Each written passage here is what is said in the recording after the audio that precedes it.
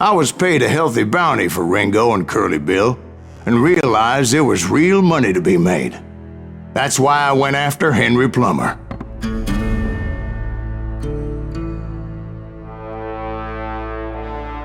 Wasn't he the sheriff who augmented his income by shaking down miners and robbing gold shipments? That's the one. Oh yeah, I remember him. He ran that gang of thieving outlaws called the Innocents. So it's true that you went toe-to-toe with him? Indeed I did, son. Indeed I did.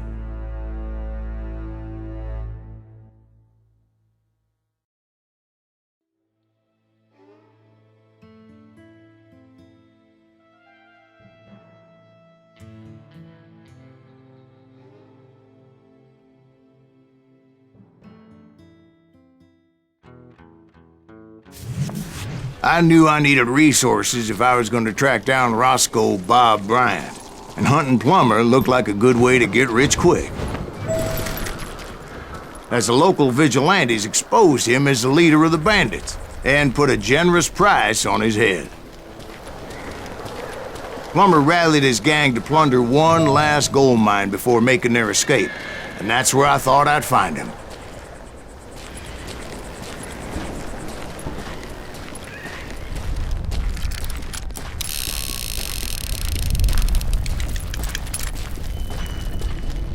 It makes me nervous standing so close to all these goddamn barrels of gunpowder. Why would you be nervous?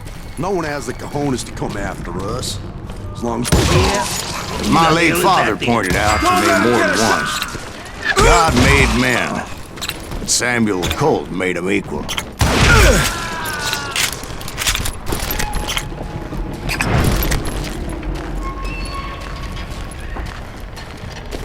I knew that dynamite wasn't mine, so I decided the polite thing would be to return it. It was the biggest gold rush since Sutter's Mill in '48. Unfortunately, prospectors weren't the only ones drawn to those riches. There were thieves and killers, robbing travelers and hijacking gold shipments. Like those that ran with Plummer. Some were just regular folks I knew from town, drawn by greed and easy pickings. You're done. Charlie Crow, the blacksmith. James, who worked in the stable.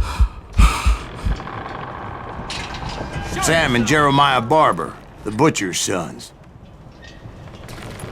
Ordinary citizens who lived a double life.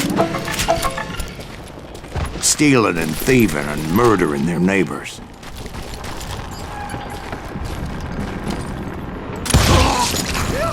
Of course, the rest were veterans of the Civil War. Stone-cold killers trained on the bloody fields of Shiloh and Antietam. Plummer had a lot of men on his payroll. A hell of a lot. That son of a bitch pretended to protect the public with one hand while stealing them blind with the other. He set up a defensive perimeter which I had no idea how to breach. Dangerous, desperate individuals. I was outnumbered and in way over my head, but I was too damn stubborn and stupid to realize it. They must have thought I was touched. Or had some kind of death wish. Seeing as there were barrels of gunpowder everywhere. I thought I was some kind of hero.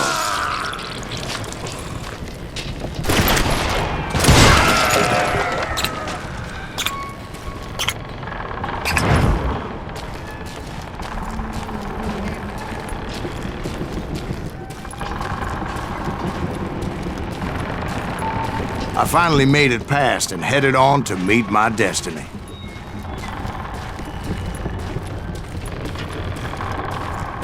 But first, I had something I needed to figure out. I had a few ideas on how to get into that mine, but once I made my decision, I knew there was no turning back. So my first thought was to enter the nearest mine portal. I saw an entrance. Made sense. It was the quickest way in, but that also made it more dangerous, as there would undoubtedly be enemy pickets posted along the way. I think he's scared.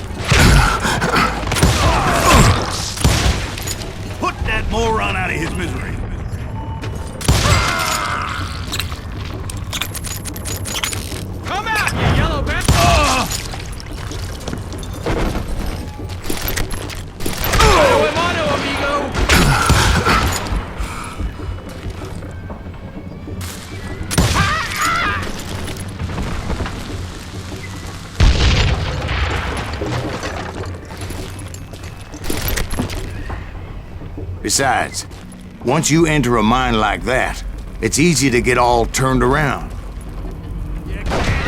And that confusing maze of corridors wouldn't even be the worst of it. Some of those shafts could be as deep as hell.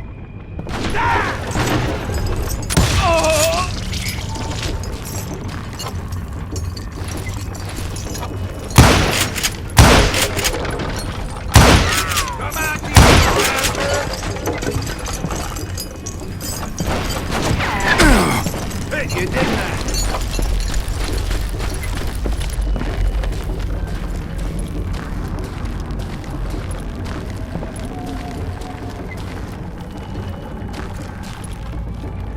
Come out from behind there.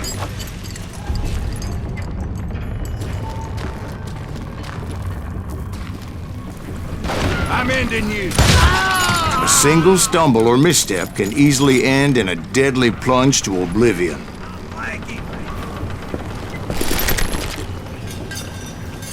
I will drop you down a mine shaft. Come on out, you yellow bastard. You must be about out of bullets.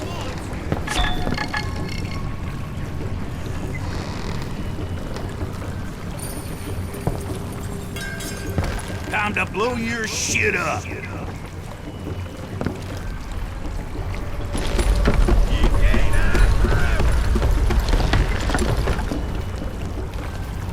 You ain't beefing me.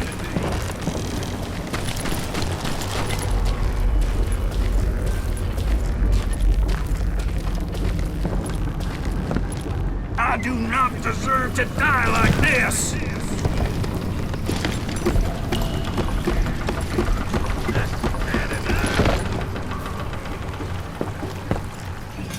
I will drop you down a mine shaft.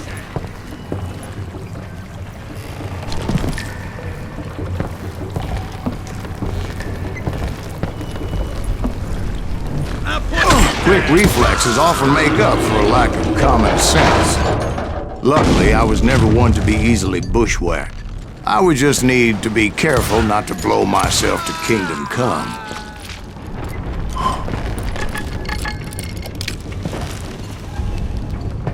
There he is! With all that gunpowder and dynamite everywhere, a body has to know what he's shooting at.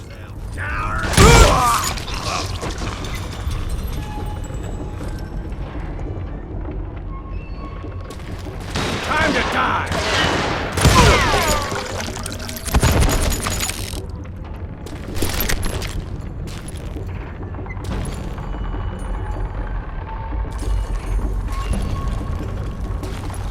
One wrong bullet could have turned that mine into a dad-blasted tomb.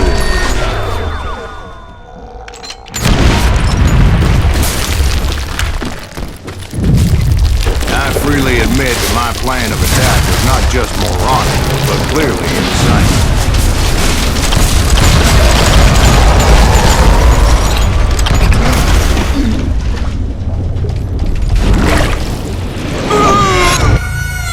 It's a good thing that I abandoned that ridiculous plan before I even tried it. Instead, I spotted a ladder, a way into the mine from the opposite side.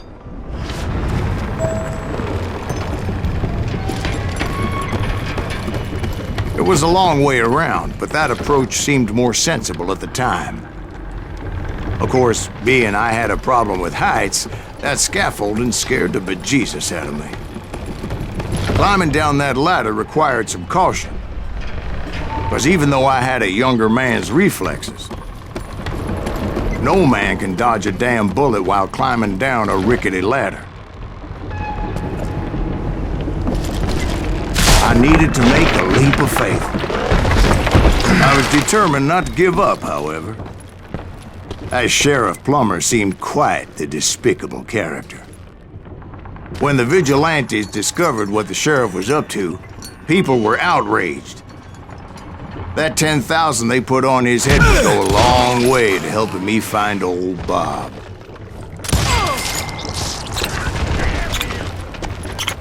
and I had made it my mission to settle that score come hell or high water.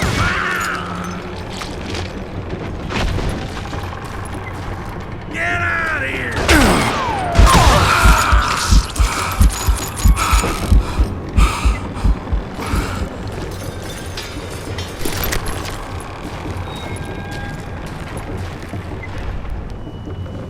But first, I would have to make a choice. Take the elevator or climb the ladder.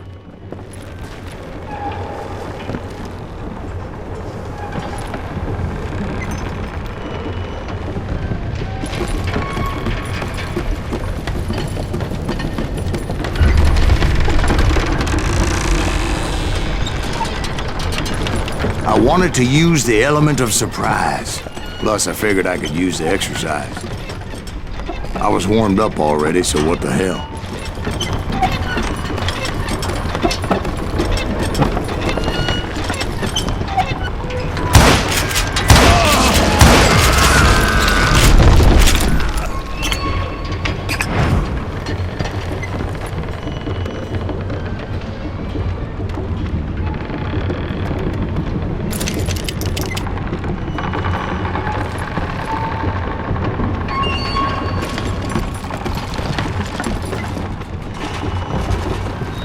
Plummer was a mad dog killer, and the people of Nevada City deserved better.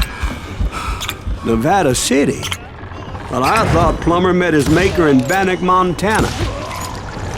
Right, well, he was the sheriff of both places at one time or another, but that's neither here nor there.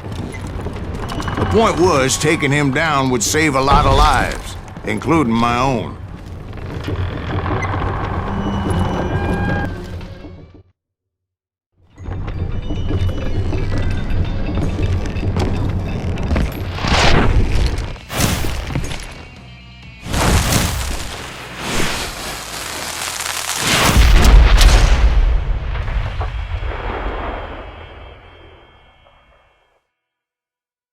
Well, this day is just getting worse and worse for you.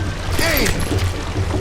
Henry Plummer was clearly unhinged, and I could see right away that this was gonna take some doing.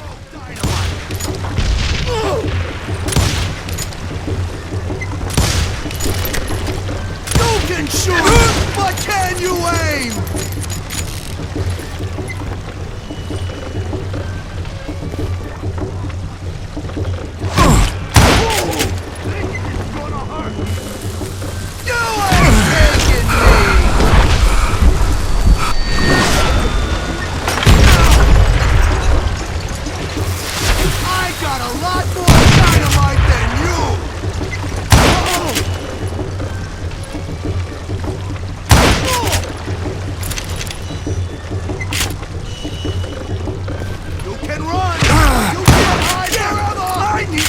Here!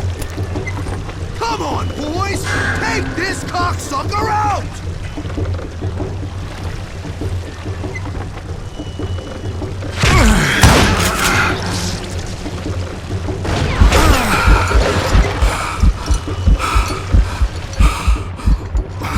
Kill him all!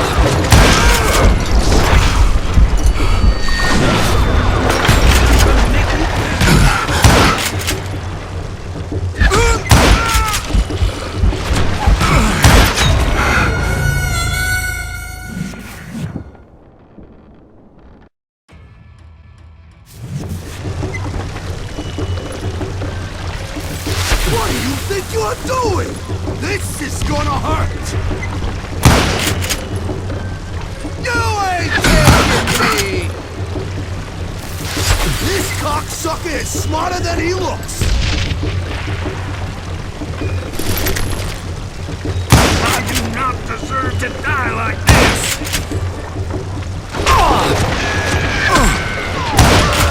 You killed an innocent man!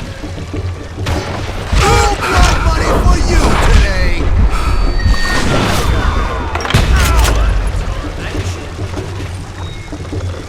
They're gonna bury you in a million pieces! Show off!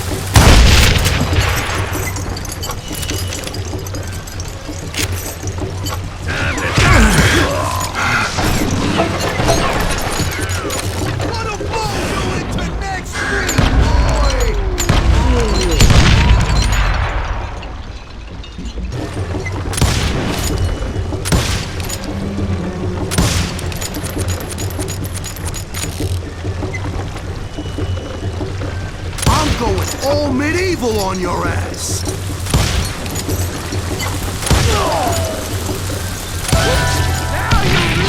So that's how Henry Plummer died. Him and his crew were worth their weight in gold.